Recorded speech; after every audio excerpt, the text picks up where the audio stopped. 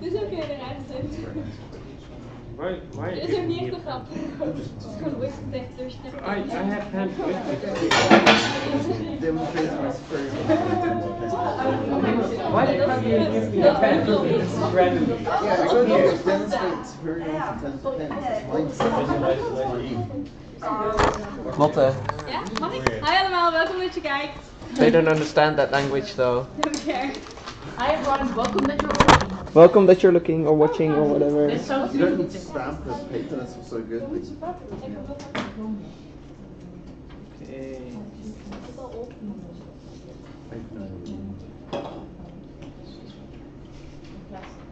I don't like writing like this. Did anyone go out by the way? Yeah, Georgina's went out. Oh really? I think she'll be back. Oh, wait a bit. I'm not good at writing like this. But I actually like it more when you have to put some thought into it. Now it feels like I'm writing like this. You say that, but like when you've been doing like 30 paper notes, just extend to get later, you no longer want to stamp, you just go. Yeah, there's probably there. better So- for some friends. Hi guys, welcome to, I think, probably one of the most important workshops of this entire year. And maybe one of the most important workshops in your entire debating career.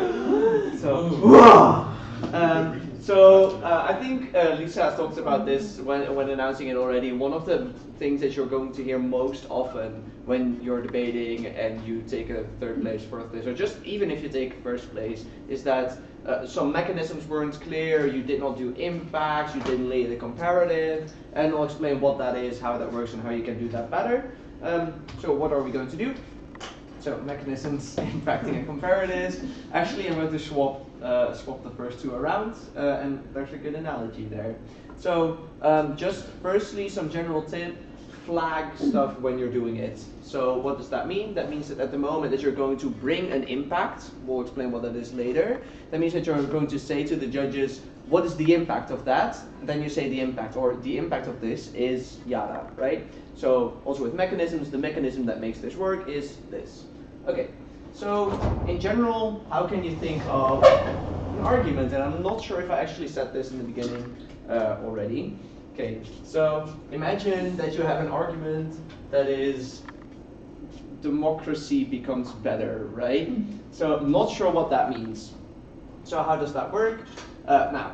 Your argument is the trunk. Then you have branches. This is supposed to be a tree. It kind of looks like that guy that's on the, you know, the cheesy things that you could eat like back in the day. That guy, like that, yeah. So imagine these are branches, and what is happening is these things, the branches, those are your mechanisms. They are the way for you to reach the impact. And I guess what the impacts are, they are basically the apples at the end of your branch. Is this still flagging? No. So this is the beginning to the workshop. Oh. Yeah.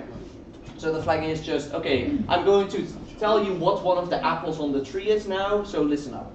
So what the idea is you have your argument, and you have several ways of explaining that. That is through the mechanisms that give you an impact. For example, an impact of that would be,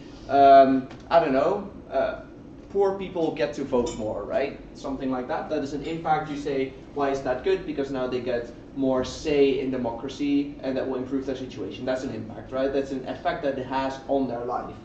However, then you need to explain how that gives that improvement, and that is the mechanism, right? Then what the comparative is, what we're going to talk about, that is basically your axe that you're going to use to chop down the trees of other people, so to make sure that your profit from selling your apples to the judges is going to be maximal, right? Because you have less competition. That's a good analogy, keep that in mind. So, Already forgot. let's start. Cool. All right, this is also one of a feedback that I give to a lot of people, just in general, about building trees and stuff. So starting off with, let's just first go back to this. So in general, the idea is that you want to do all three of these things that make your argument stronger. If you lack impacts, that means that, like, why should I care about your arguments? If you lack mechanisms, I'm not sure why your arguments work. If you lack comparatives, I'm not sure why your tree in the orchard is more profitable than that of the opponent. Yep. Okay, that's the general idea of that. My phone is doing weird shit. Okay, cool. Okay, impacting, also known as why is what you're saying important. So what I said in the beginning in beginners workshops and stuff is that you always need to prove the truth and the importance of your argument, and impact is mainly focusing on the latter. That means largely what are the effects and onto whom what, right? What could be a government, but it could also be something vague such as democracy, autonomy, I don't know, agency for as so far that exists, and that sort of stuff. So several things that you want to keep in mind. Firstly, plausibility. Credits to Adam Hawksby, by the way, for this thing, which I proudly stole from. Plausibility, public response, and benefits. Let's go through them. So just in general, plausibility is how believable is your argument, right? That is that you just need to look at what could actually happen. So if you were to implement this policy or this idea, what would the reactions of people be, and how would that impact their daily lives? So what you want to do is largely discuss the average reactions of people, right? Because those are the largest groups. But don't forget about some fringe groups, some special people that might respond very powerfully, that might have huge, what they call backlash, right? People that retaliate against society, protest, or maybe even hurt people, be aggressive, and all kinds of stuff. Yeah? So that's just, is your argument actually believable? Will North Korea actually fire 10,000 nukes at the world tomorrow? Probably not. Second thing, public response. So how would the public actually respond to this? And the idea behind this is to think, what will tomorrow's headlines be? The idea behind that is that a lot of people don't actually have their own thoughts, or at least insofar that they get the large amount of their thoughts through popular and large-scale media. And because large-scale media needs to kind of focus on a large group of people, there's also quite a lack in nuance, in controversy, and it might actually be unclear what some of the messages are, so some messages are lost, right? Not all media can portray everything very efficiently. So if you look at emotion, that is, this would allow athletes to choose their gender when participating in a sports competition, then you can have that media would be, like, someone an idea? That would be bad, maybe. Maciej? Fox News telling Trump supporters that this is literally white genocide, that just a headline. Yeah. The leftists already did again. They want to change the rules of the sport. Yeah, that could happen. And Dirk? Gays are influencing your children through sports. Okay. Tom? Undermine competition. How do you mean that? Well, basically that you have this idea of competition, but then now if you can choose, like this whole idea of competition undermined because you choose what's favorable for you. Yeah. Okay, I'm not sure if that headline would be like, people will be like, wow, what the fuck? The thing that Adam talked about was this headline, which is man wins women's competition, right? That would be something where you could get the effects of Maciej and the effects of Dirk, like leftists at it again, stuff like that, right? So just say, how would media actually portray this to their average group of people that you talked about in point 1, right? So that would be the part under the public response. Thirdly, benefits. So you want to focus on what group is actually benefited, right? A lot of people just throw in there, minorities are benefited, but know that that is also not a homogeneous group. So what kind of minorities are benefited? Maybe just the majority is benefited. What? Maybe the majority is benefited, maybe everyone is benefited, maybe everyone is harmed, stuff like that. But at the moment that you have identified the group that you think is most benefited, make sure to try to imagine that you are in that group. So how would you respond to this, but also how would your community respond to this? Because quite often these groups do have some sort of community, some sort of link, etc. And the best thing here, which is going to focus a little bit on the mechanisms later as well, is to link a lot of your impacts to individual benefits. Because at the moment that you link it to a group, you can also link it to individuals within that group, meaning that you go one level deeper than just the group thing, right? If you've already made clear what the effect is on the entire group, then you can easily follow that up with, okay, and what if it affects the entire group, then these are the effects on individuals. So that's kind of looking at what you're saying is important. Now, note that a lot of these, just the impacting mechanisms and comparative, you can hold an individual workshop on all of them and go even more in depth. But this is just the general idea, and try to keep that in mind. So yeah, think about that. What are the effects and why is it actually important? So what are the apples? Why are the apples so big and juicy that we should actually care for them? And that's going to come later in comparatives. Okay, practice exercise that does fit. So the top thing is an info slide, and then there's the motion. In many developing countries, including India, Argentina, and South Africa, it is common for political parties to hand out food en masse in the streets, especially towards election, as a strategy to get more votes. Clear? This is from Roosevelt. This is from Roosevelt 2016. This has released that developing countries should ban political parties from spreading food and other necessities. So let's just see if we can come up with impacts, right? Don't necessarily explain why those happen or something like that, just throw them there. Involve or off? What? Like on the prop or the opposition? Let's do prop first, yeah, sure. So let's go, Marcin. Now, right now they have an incentive to keep population impoverished, so that handing out food would have an impact.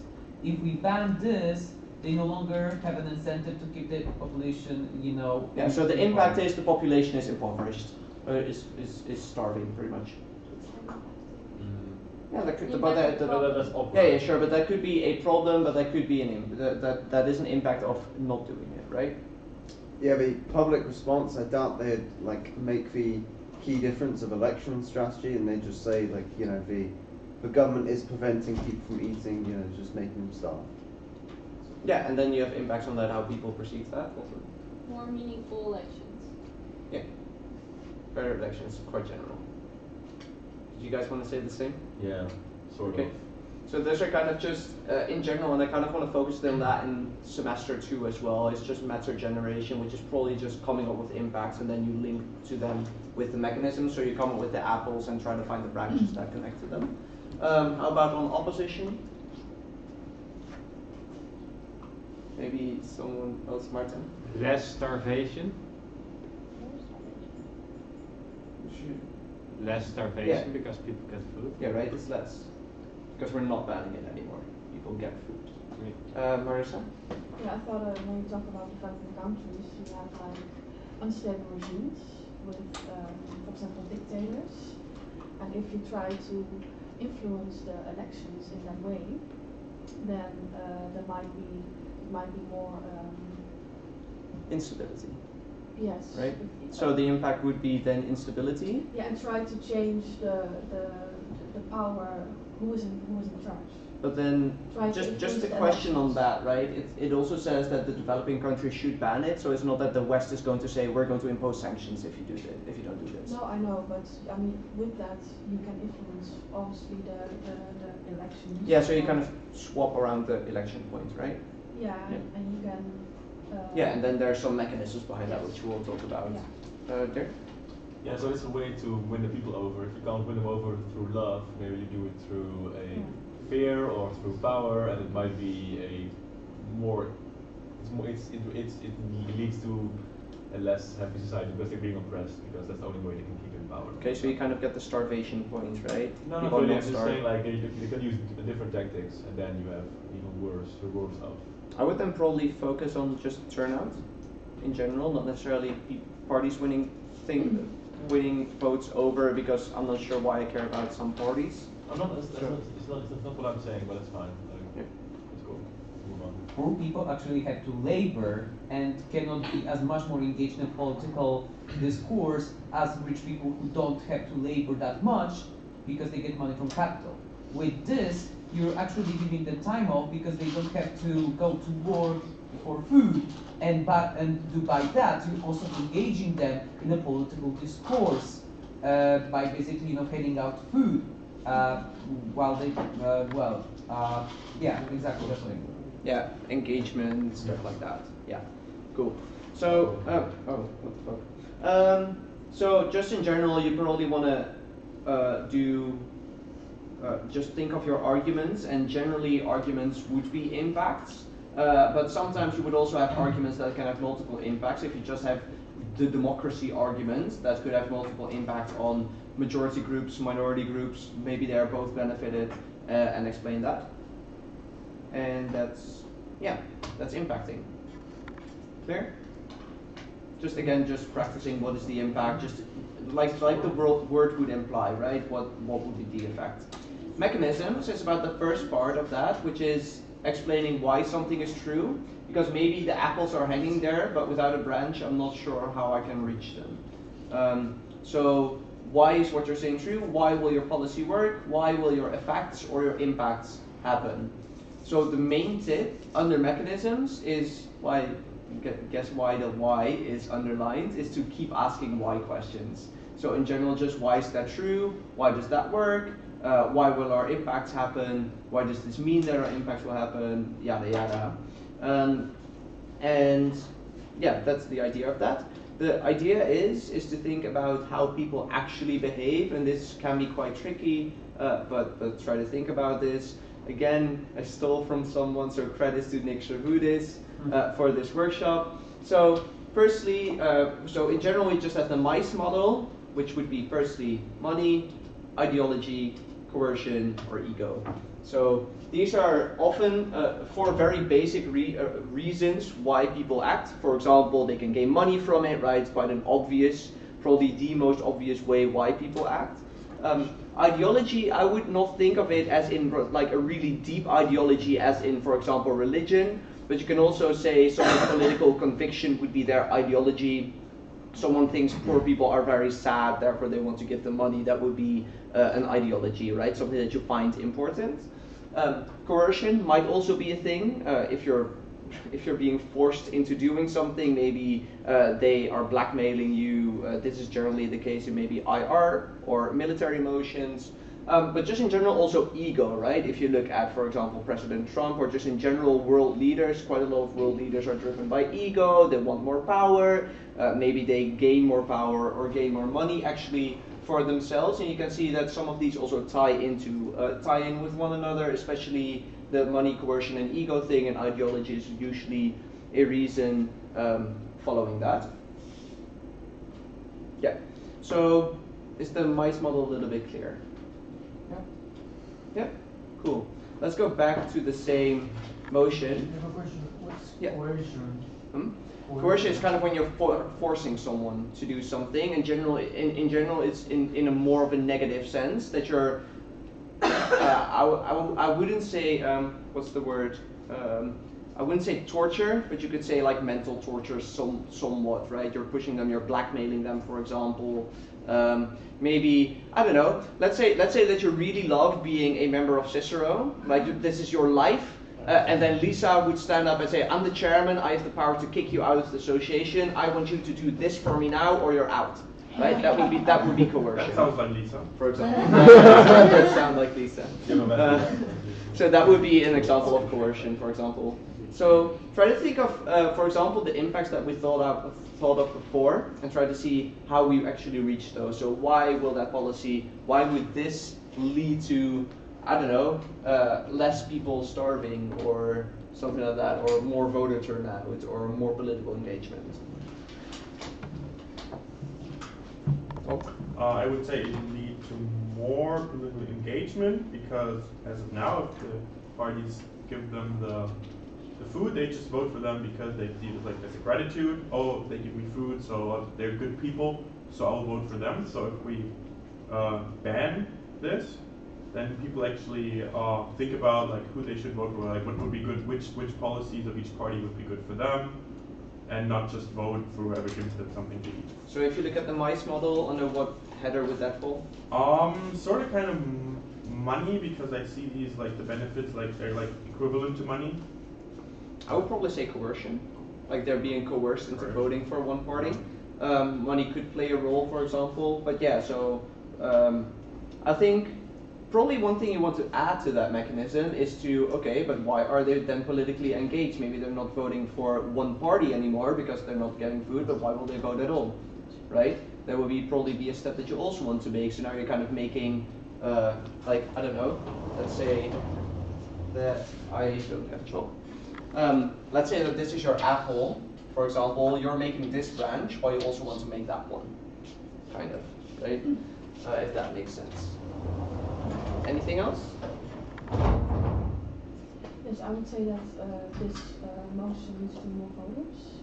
So you can persuade more people to vote on something. And then obviously you have to explain that mechanism, and then you can connect it to, for example, that you give other political parties in the system, because we're talking about developing countries. They usually have unstable regimes or like democracies, but they're not entirely, democratic as, for example, in the Western world. And they can use this to gain influence, since authoritarian leaders or their parties are already buying voters, and in that way they can kind of counterforce that status quo and the authoritarian leader. Okay, you said that you have to explain the mechanism as to why people vote more. What is the mechanism?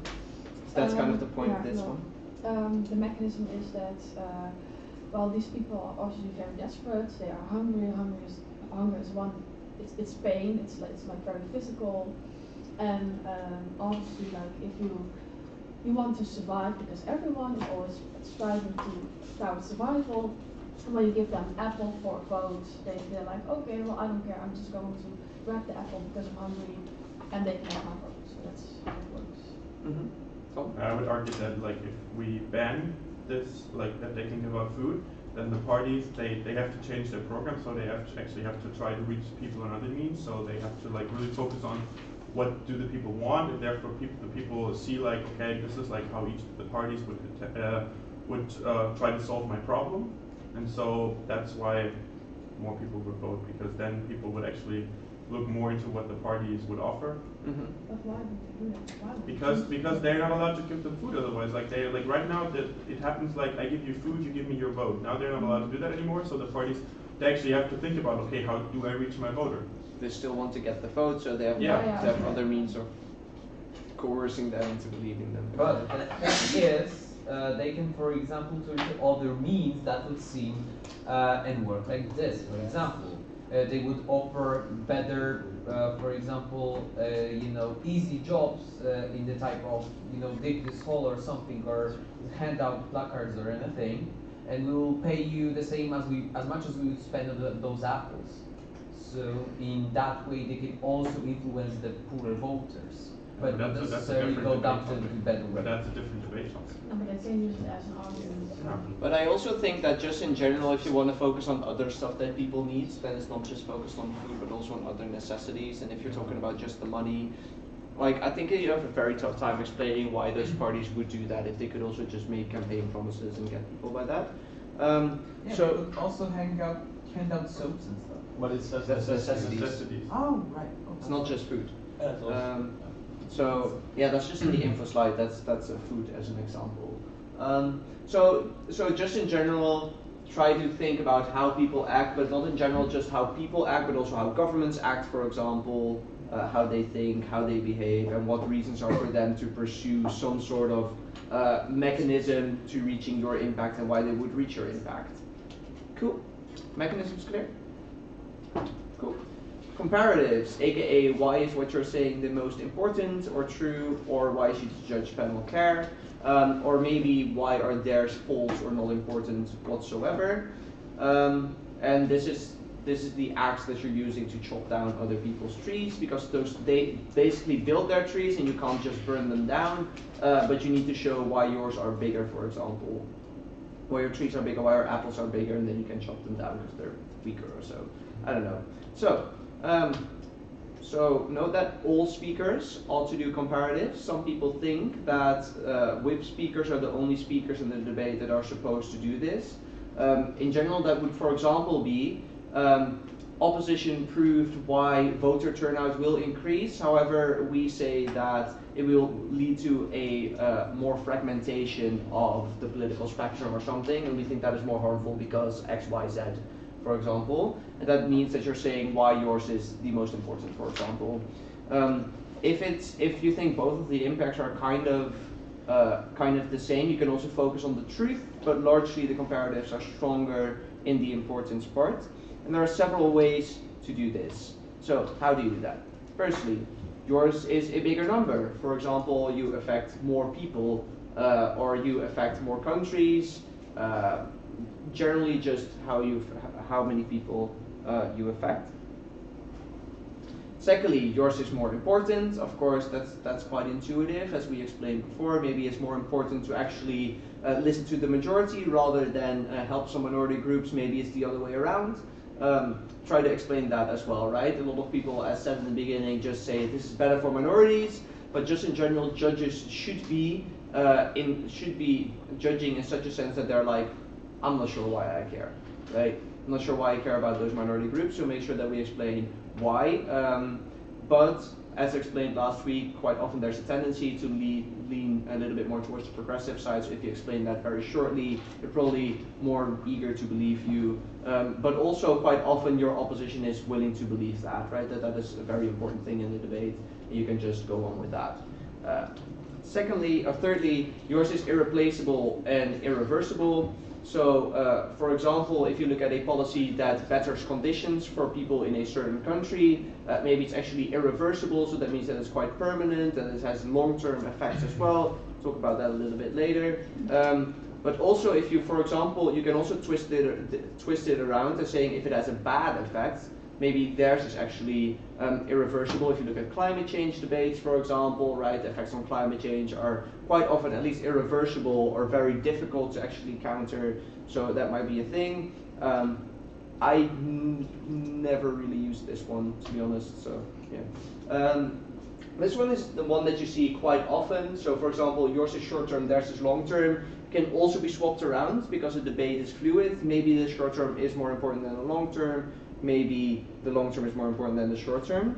The reason why it's formulated in this order is because the short term has very direct consequences on people's lives, and people can directly see the benefits of a certain policy. That means that it will better their lives immediately, right? That's why we often care about the short term as well, because we often talk about very urgent problems, and if we can tackle that quicker, then that's better.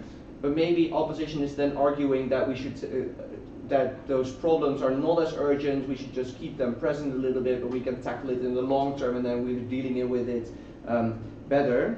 And you want to explain which one is more important, of course, and then you go back to B. This is kind of a stepping stone towards that. E, yours is more probable. Maybe it's more likely for you to say that the US will fire 3 nukes tomorrow than them saying that North Korea will fire 100 nukes. I don't know, something like that. Maybe it's more probable that people will respond on the basis of money rather than ego, for example, in developing countries. That could be a thing as well. Maybe people are more likely to act on, I don't know, trying to facilitate their everyday lives if, instead of trying to look at what the political parties are actually focusing on and engaging themselves in the political discourse. F, your risk is involuntary, so that means that if there's a certain risk towards your policy, maybe yours is involuntary, so that means that they didn't really have a choice in it. That could also just be the other way around again, so maybe you want it to be involuntary, that word, and want to focus on that as well. Yep. Can you give an example for that one? Because I'm not sure I fully understand. So,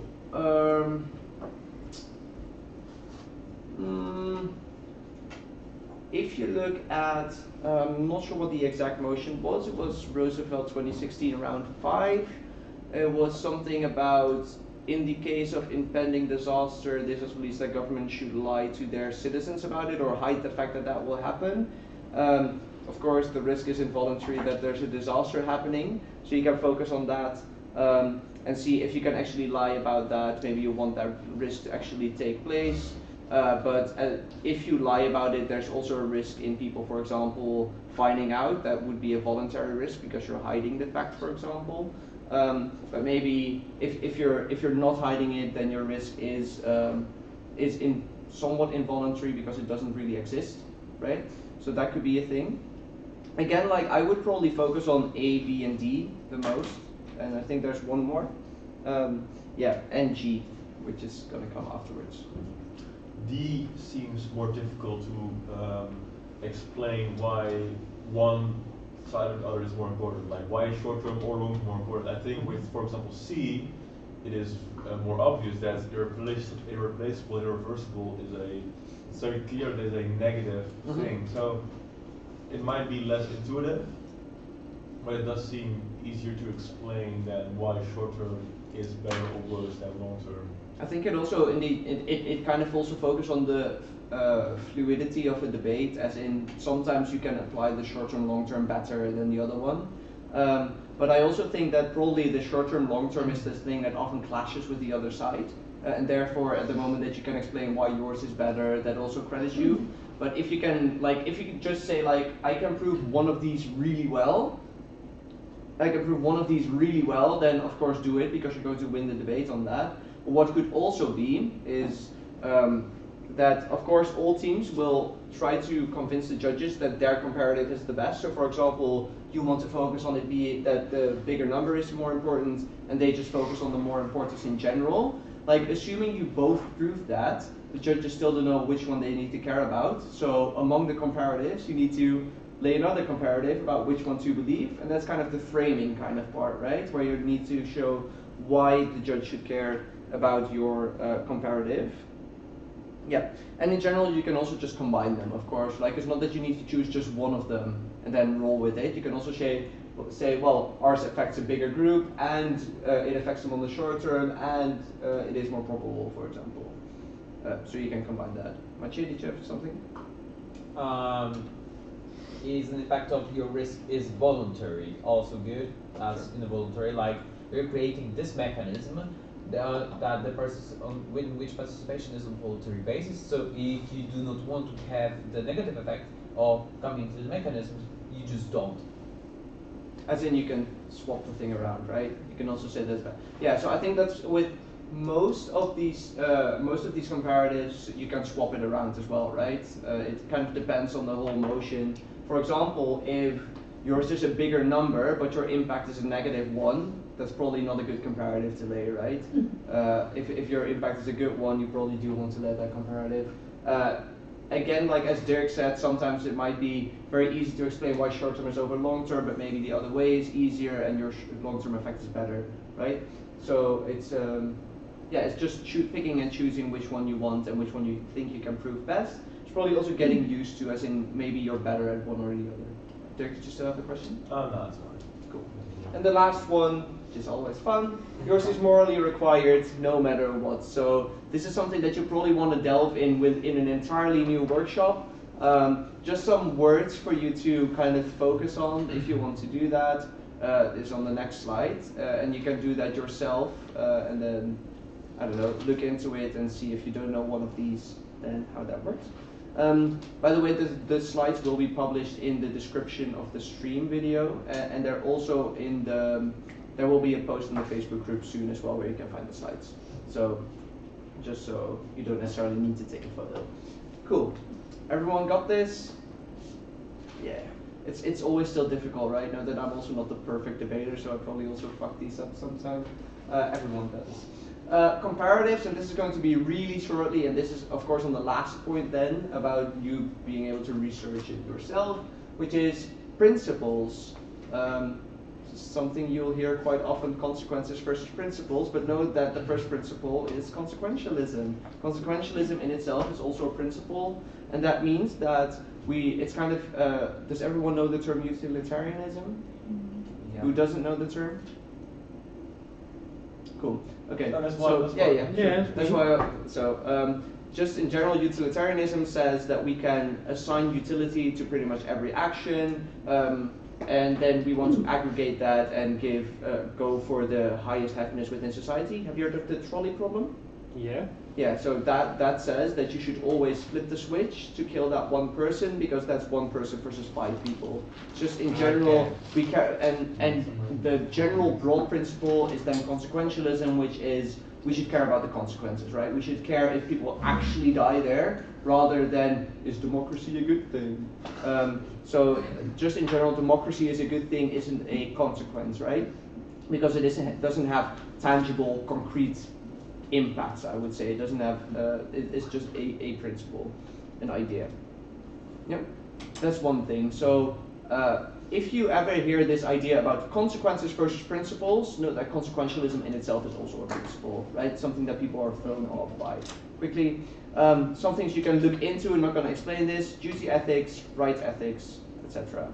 So just duty ethics says, for example, for some reasons you have a duty to do so. For example, America has a duty to care about the developing world because of colonization and stuff like that. They fucked up the country, so they need to help them. Rights ethics says, for example, that we have some sort of inherent rights. We need to act on those. For example, just in general, like the freedom for elections and stuff like that. And there's a shit ton of principles that you can all look into, and if you want to focus on one of them, be my guest. Lisa and I ran an entire tournament focusing on autonomy. Almost every debate it worked, and some didn't. I think in every debate at least we ran it. Yeah, we ran it in every debate. So that's the idea about comparatives. Does it work? Yeah. But just in general, I would say that consequentialism is probably the most important, at least the most intuitive to make. Also, because a lot of other teams focus on consequentialism, that means that you're most often going to be on clash. That means that your arguments are standing directly opposite to one another, and you can easily weigh them off. I had this actually like in a debate at a tournament 1.5 weeks ago. It's really difficult to weigh up consequences and principles and why we should care about duty, for example, over backlash. Yeah. You just said weigh up consequences versus principles. You just said it's a principle. Yeah. You're speaking As against in, yourself. okay. It's very difficult to weigh up consequentialism versus other principles. Right? That's the thing. So we're not sure why we should care about duty more than consequences, and quite often consequences are more intuitive, right, Lotte? Yeah. Exactly. Cool. Is that all clear? And if you have any questions, just come to us whenever. And we're probably going to explain all of these things even more in semester 2 with a dedicated workshop towards all things. Not sure yet. We'll look into that. Yeah, I think that's it. Yay! Was this live stream on Twitch IRL?